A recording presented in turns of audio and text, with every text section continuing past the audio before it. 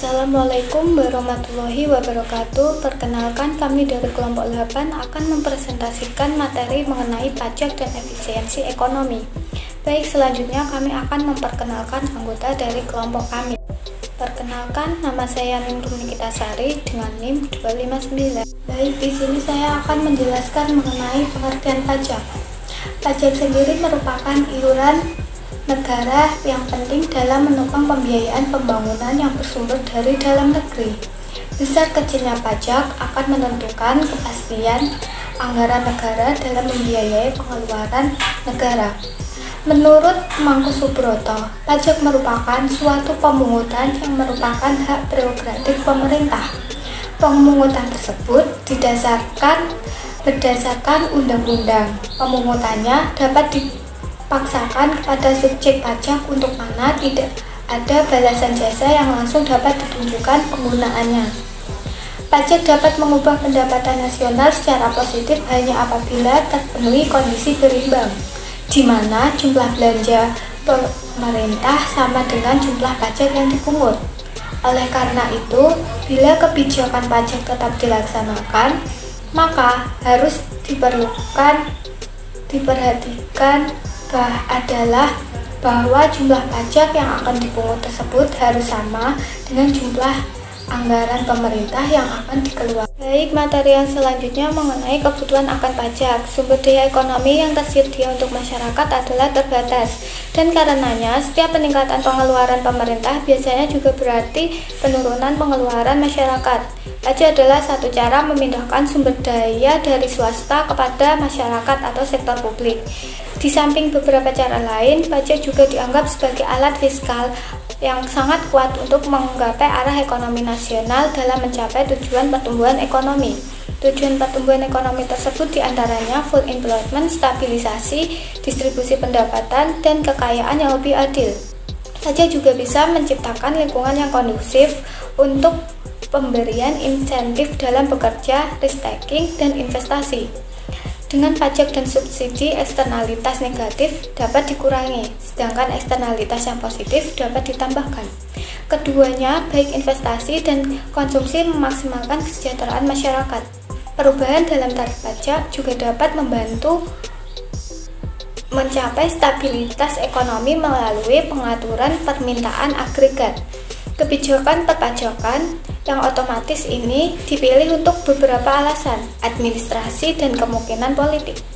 Akan tetapi, keberhasilan tersebut tergantung pada tingkat elastisitas dan fleksibilitas yang dibangun dalam struktur perpajakan. Dengan demikian, tujuan dari kekayaan yang lebih adil dapat diperoleh melalui kebijakan perpajakan. Perkenalkan, nama saya Petia Senati Niroh, NIM 265. Di sini saya akan menjelaskan mengenai pajak dan efisiensi. Aspek perpajakan dalam perekonomian memiliki dimensi lain. Salah satu dimensi adalah efisiensi ekonomi atas pengenaan pajak. Dalam hal ini, kecuali utang lump sum, pajak akan mengurangi kesejahteraan konsumen dalam dua cara. Yang pertama secara langsung dan yang kedua secara tidak langsung. Secara langsung melalui pengalihan sumber daya dari seseorang ke pemerintah. Cara yang pertama ini akan menimbulkan income efek langsung. Sedangkan secara tidak langsung melalui peningkatan harga barang atau komoditi yang dikenakan pajak. Cara kedua ini meningkatkan baik income effect secara tidak langsung dan substitution effect mengikuti perubahan harga yang terjadi. Hilangnya efisiensi akibat dari pengenaan pajak adalah akibat adanya penurunan kesejahteraan masyarakat sebesar pajak yang dibayar. Karena hal ini, biasanya hilangnya efisiensi dianggap sebagai tanggungan bebas atau excess burden pajak yang biasanya sering disebut dengan dead week loss. Tanggungan bebas biasanya muncul semata-mata karena pengenaan pajak relatif berakibat pada perubahan atau penyimpangan harga terhadap barang kena pajak dan barang yang tidak kena pajak. Pajak lump sum yang secara teoritis tidak mengubah harga dan tidak menimbulkan tanggungan beban. Saya Nadila Febrianti NIM 266 akan menjelaskan mengenai mengukur hilangnya efisiensi. Hilangnya efisiensi atau biasa disebut dengan efisiensi loss merupakan akibat penurunan kesejahteraan masyarakat sebesar pajak yang dibayarkan.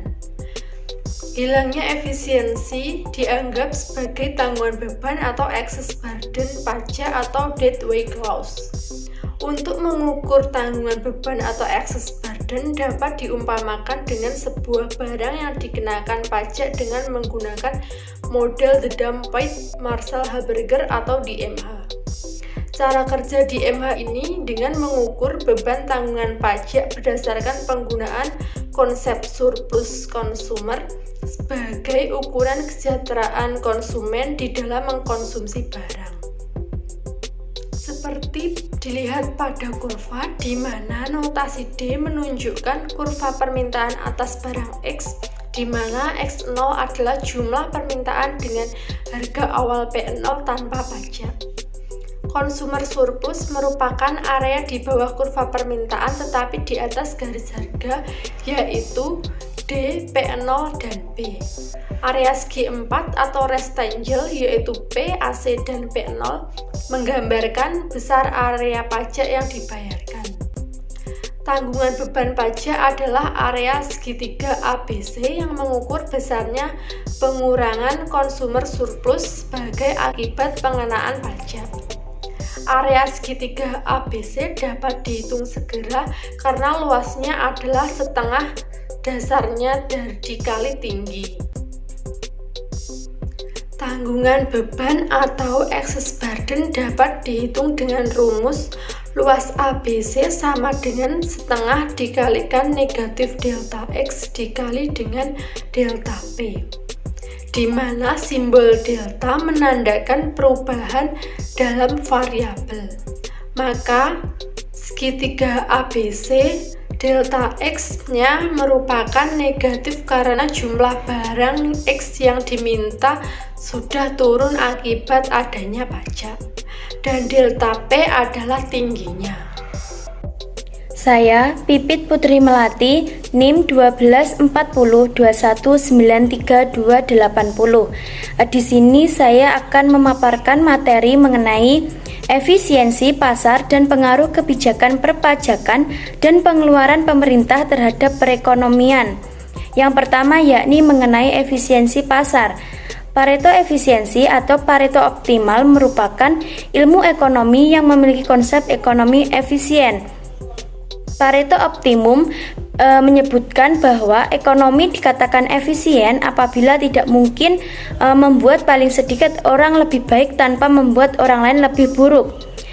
Pareto optimal juga dapat didefinisikan sebagai sebuah kondisi yang mana sudah tidak mungkin lagi mengubah alokasi sumber daya untuk meningkatkan kesejahteraan pelaku ekonomi tanpa mengorbankan pelaku ekonomi yang lain. Di sini, dengan kata lain, kondisi Pareto terjadi ketika semua pelaku ekonomi dalam kondisi kesejahteraan yang optimum. Efisiensi ekonomi merupakan makna dari efisiensi secara teknis dan efisiensi yang direncanakan dengan cara produksi dengan biaya yang murah, tetapi dengan tetap sesuai harapan masyarakat, baik mutu barang yang diproduksi maupun pelayanannya. Adapun yang selanjutnya mengenai kondisi tercapainya Pareto. Adapun kondisi yang diperlukan untuk mencapai Pareto optimal ini ada dua. Yang pertama yakni efisiensi dalam konsumsi terjadi ketika kurva indifference seorang konsumen bersinggungan dengan garis anggaran atau biasa disebut sebagai budget line. Dalam keadaan ini, seorang konsumen akan mendapatkan tingkat kepuasan tertinggi dengan biaya paling sedikit yang perlu dikeluarkannya. Adapun kondisi yang kedua yakni efisiensi dalam produksi terjadi ketika seorang produsen dapat menghasilkan sebuah produk dengan anggaran seminimal mungkin, namun dapat menghasilkan produk tersebut secara maksimal. Yang selanjutnya, adapun ketentuan umum efisiensi untuk menilai suatu perubahan sebagai berikut. Yang pertama yakni apabila marginal social benefit atau biasa disebut sebagai MSB sama dengan marginal social cost atau MSC, maka ekonomi dinyatakan efisien karena tidak terdapat keuntungan bersih atau net gain dari setiap perubahan. Yang kedua yakni apabila marginal social benefit lebih besar atau lebih kecil daripada marginal social cost, maka ekonomi dinyatakan tidak efisien. Baik, yang selanjutnya yakni mengenai pengaruh kebijakan perpajakan dan pengeluaran pemerintah terhadap perekonomian. Yang pertama yakni mengenai pada alokasi. Kebijakan pemerintah berimplikasi pada pengalokasian sumber daya. Hasil barang dan jasa yang diproduksi dalam kegiatan ekonomi bisa berubah sebagai akibat kebijakan dari pemerintah. Misalnya saja kita ambil contoh, pemerintah mengeluarkan uang untuk membangun pesawat tempur. Maka tentunya di sini diperlukan pengalihan sumber daya tenaga dan modal dari produksi barang dan jasa. Dengan demikian, tentunya sumber daya ekonomi perlu dialokasikan kembali. Sumber daya ekonomi terbatas menggunakan sumber daya untuk membuat suatu jenis barang, berarti di sini mengurangi produksi barang yang lain. Adapun salah satu masalah dalam ekonomi publik adalah menentukan secara tepat bagaimana sih susunan kebijakan perpajakan dan pengeluaran pemerintah mempengaruhi alokasi sumber daya, dan barang dan jasa apa yang dapat diperoleh lebih banyak dan dengan biaya berapa. Yang selanjutnya yakni distribusi. Kebijakan pemerintah sering mempengaruhi barang dan jasa, baik produksi atas barang dan jasa dan juga distribusinya. Dan juga karena itulah disebut sebagai distribusi pendapatan sesungguhnya atau biasa kita sebut sebagai real income. Pada setiap pemahaman tentang pendapatan yang mana yang didistribusikan dan ke arah mana retribusi ditujukan, apakah sudah tepat ke arah orang yang sudah tepat atau belum. Yang selanjutnya stabilitas. Menstabilkan ekonomi pada tingkat output dan lapangan kerja yang tinggi tentunya bukan hal yang mudah dalam situasi perekonomian yang berfluktuatif. Pengenaan pajak yang tinggi dalam tujuannya untuk meningkatkan penerimaan negara pada dasarnya dapat dipahami sebagai sebuah kebijakan pemerintah sepanjang tidak mengganggu makroekonomi, investasi maupun inflasi. Penerimaan pajak tersebut tentunya dapat meningkatkan pengeluaran yang telah dianggarkan dalam anggaran negara. Perkenalkan, nama saya Alisa Nuraisyah, NIM 282, akan menjelaskan materi mengenai efisiensi dalam pengeluaran negara. Efisiensi dalam pengeluaran negara. Baik atau buruknya hasil yang dicapai pemerintah melalui kebijakan pemerintah tergantung pada kualitas dari pemerintah itu sendiri. Jika pemerintah tidak efisien atau kurang efisien, maka anggaran dan faktor-faktor produksi akan terbuang percuma. Kriteria penilaian kebijakan pemerintah, faktor-faktor produksi atau kombinasi barang dan jasa yang dihasilkan oleh perekonomian. Dampak lainnya yaitu kebijakan pemerintah terhadap distribusi barang dan jasa yang dihasilkan oleh perekonomian atau distribusi pendapatan real. Kriteria umumnya yang digunakan untuk menilai tepat atau tidaknya kebijakan pemerintah adalah: yang pertama, keadilan equity. Kebijakan pemerintah harus mempunyai akibat yang tidak berat sebelah. Kriteria ini digunakan secara luas untuk menilai kebijakan pemerintah. Yang selanjutnya, efisiensi ekonomi.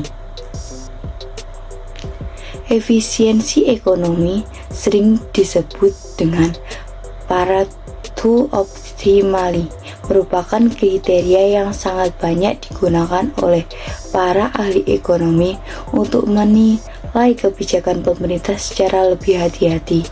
Pengertian efisiensi ekonomi ini dapat dipetik dengan menyatakan bahwa suatu perekonomian sudah tidak mungkin lagi untuk mengalokasikan kembali faktor produksi tanpa menyebabkan suatu pihak menjadi lebih makmur. dan pihak lain merugi. Selanjutnya, kebapakan paternalisme. Banyak yang mendukung kebijakan pemerintah bukan karena kebijakan ini memberikan masyarakat apa yang mereka inginkan, tetapi karena mereka beranggapan bahwa pemerintah mengetahui lebih baik daripada masyarakat itu sendiri. Kebijakan ini disebut dengan kebijakan kebapaan. Yang keempat, kebijakan perorangan, individual freedom. Pada umumnya, orang memberikan nilai tinggi terhadap kebebasan perorangan. Maka dari itu, pembatasan yang ditetapkan oleh pemerintah terhadap kebebasan perorangan ini harus sekecil mungkin. Baik, saya Pipit Putri Melati, NIM 280 yang selanjutnya akan memaparkan mengenai hasil review jurnal. Adapun judul dari jurnalnya adalah Desentralisasi Sistem Perpajakan dalam Meningkatkan Efisiensi Ekonomi Sektor Publik dan Kualitas Pelayanan Publik. Adapun nama jurnalnya, Jurnal Riset Akuntansi Mercu Buana, halaman dan volumenya yakni halaman 190 sampai 227 volume 1 nomor 2 November 2015 ISSN sama dengan 2460 sampai 1233. Adapun tahun terbitnya yakni pada tahun 2015 oleh penulis Bayu Rohmat. Adapun tujuan penelitiannya untuk mengetahui pengaruh desentralisasi sistem perpajakan terhadap efisiensi ekonomi sektor publik. Yang selanjutnya mengenai metode penelitian, adapun objek penelitiannya yakni pada populasi pembayar pajak, yakni seluruh pembayar pajak penghasilan orang pribadi di Kota Surakarta. Adapun metode penelitiannya yakni merupakan penelitian survei untuk menghasilkan informasi yang bersifat eksplanatori. Adapun penelitian eksplanasi menggunakan hipotesis untuk mencari hubungan sebab akibat sehingga harus menggunakan statistik inferensial yang bersifat kuantitatif. Yang selanjutnya yakni mengenai hasil penelitiannya. Model konseptual implementasi desentralisasi sistem perpajakan dapat menciptakan peningkatan efisiensi ekonomi, sektor publik, dan kualitas pelayanan publik. Yang pertama, desentralisasi sistem perpajakan meliputi implementasi kebijakan dan administrasi perpajakan berpengaruh positif dan signifikan terhadap efisiensi ekonomi sektor publik. Pengaruh positif ini menunjukkan bahwa desentralisasi sistem perpajakan dapat meningkatkan efisiensi ekonomi sektor publik berupa penyediaan barang dan jasa publik yang dibutuhkan oleh masyarakat. Desentralisasi sistem perpajakan melalui kebijakan insentif fiskal seperti fasilitas pembebasan dan keringanan pajak akan menjadi pendorong yang sangat kuat dalam pengembangan ekonomi sektor publik. Yang kedua yakni desentralisasi sistem perpajakan meliputi implementasi hukum, kebijakan, dan administrasi perpajakan tidak berpengaruh signifikan terhadap kualitas pelayanan publik. Yang ketiga, efisiensi ekonomi sektor publik berpengaruh positif dan signifikan terhadap kualitas pelayanan publik. Adapun yang keempat, desentralisasi sistem perpajakan dapat meningkatkan efisiensi ekonomi sektor publik dan kualitas pelayanan publik. Desentralisasi sistem perpajakan melalui efisiensi ekonomi sektor publik berpengaruh positif dan signifikan terhadap kualitas pelayanan publik. Dengan meningkatnya kepatuhan wajib pajak dalam melaksanakan kewajiban perpajakannya, kondisi tersebut tentunya akan menghasilkan penerimaan hasil pajak yang memadai bagi anggaran pemerintah sehingga mencukupi untuk pendanaan penyediaan barang dan jasa publik. Yang selanjutnya tentunya akan tercipta efisiensi ekonomi pada sektor publik dalam wujud kesejahteraan masyarakat, sehingga pelayanan publik yang berkualitas dapat dirasakan oleh masyarakat. Yang selanjutnya yakni kekuatan dalam penelitiannya. Jurnal tersebut sudah menggunakan data-data yang akurat. Adapun literatur lainnya diperoleh dari buku, jurnal penelitian, skripsi, artikel maupun berita yang sudah terpercaya. Yang kedua, dalam sistematika penulisannya sudah rapi dan runtut, serta bahasanya mudah dipahami yang membuat pembaca mudah untuk membacanya serta memahaminya. Namun, kelemahan dalam penelitian ini yakni penjelasan mengenai hasil wawancara dan hasil uji dari data tidak dijelaskan satu persatu, yang mana dapat menyebabkan sedikit kesulitan dalam pemahaman. Adapun saran bagi penulisnya yakni sebaiknya menyertakan hasil wawancara langsung dengan penjelasan hasil uji yang lebih rinci. Selanjutnya, sebaiknya pemerintah harus berupaya untuk meningkatkan efisiensi ekonomi dalam sektor publik agar dapat mensejahterakan masyarakat dengan melakukan sosialisasi bagaimana sih pentingnya dalam membayar pajak dikarenakan pajak tersebut juga berfungsi untuk menyejahterakan masyarakat. Baik, sekian presentasi dari kelompok kami. Ada kurang lebihnya mohon maaf. Akhirul kata, wassalamualaikum warahmatullahi wabarakatuh.